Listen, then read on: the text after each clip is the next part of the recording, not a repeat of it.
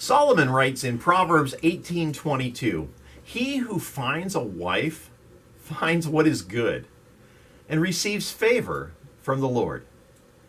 But guys, what about those poor wives who end up with us? That may be a topic for another day. But for now, I want you all to focus on your mate's best qualities. And if you aren't married yet, now is a great time to think about the qualities that you are looking for in a future husband or wife. The best qualities, or the best marriages, are built by couples who try to remember the qualities that initially attracted them to one another.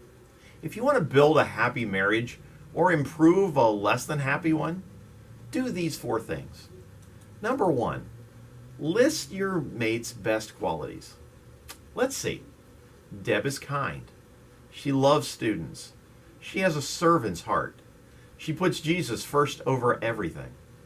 And that's just for starters. Write down the things you love most about your mate and endeavor to keep those things in mind at all times. When stresses and strains surface in your relationship, as they inevitably will, go over the list in your mind, and if necessary, refer to the written copy as a reminder. Reminder, add to list. She's a great cook. We share common likes in music. She is an encourager. Number 2, focus on them. Excuse me. Think how your mate's great qualities enrich your life and how much you would miss them if he or she was not around. When you change your focus, you change your feelings. And when you change your feelings, you change your perspective, your approach, and your reactions. Number 3, verbalize them. Proverbs 31:28 says, "Her children arise and call her blessed. Her husband also, and he praises her." Our children, including the children that we influence, learn how to build a great marriage or a miserable one by watching us. That thought alone should put the brakes on our criticisms and bring out the compliments in their place. And number 4, nurture them. Galatians 6:7 tells us, "Do not be deceived. God cannot be mocked.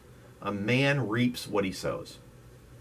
People wither under complaints, whereas they thrive and they grow through praise and encouragement. Seize any moment worth celebrating and magnify it. In 1 Corinthians 13, verse 7, the Apostle Paul, speaking of love, bottom lines it. It always protects, always trusts, always hopes, always perseveres. If you love someone, you will be loyal, no matter the cost. You will always believe in the other person, always expect the best of them, and always stand your ground in defending them. That's pretty good stuff, and that's the word for you today. Today is the day that we are headed back to St. Augustine from camp. We should be arriving sometime this evening, so I hope that you will all pray us home. And pray especially for Grace Smith, our Children's Special Events Coordinator, and for Malia Hendry, Pastor Clint's daughter. They have spent the week with us at Real Life Camp and will have only today and tomorrow to unpack, do laundry, and repack before leaving on their mission trip to Costa Rica first thing Monday morning. We are so grateful for these young ladies whose faith is so evident in their lives. Also, if you were planning on a delicious pasta dinner tonight, be aware the Scout Troop spaghetti dinner for tonight has been postponed until the fall. And don't forget to join us this Sunday for worship at the Village Church. Our services are at 9 and 11 a.m., and we will be celebrating the Lord's Supper this Sunday. And if you can't make it in person, be sure to join us on our Facebook page or our YouTube channel at the Village Church at World Golf Village. Have a great weekend as we flip the calendar into the month of June. And I'll see you on Monday with something new from the latest edition of The Word for You Today.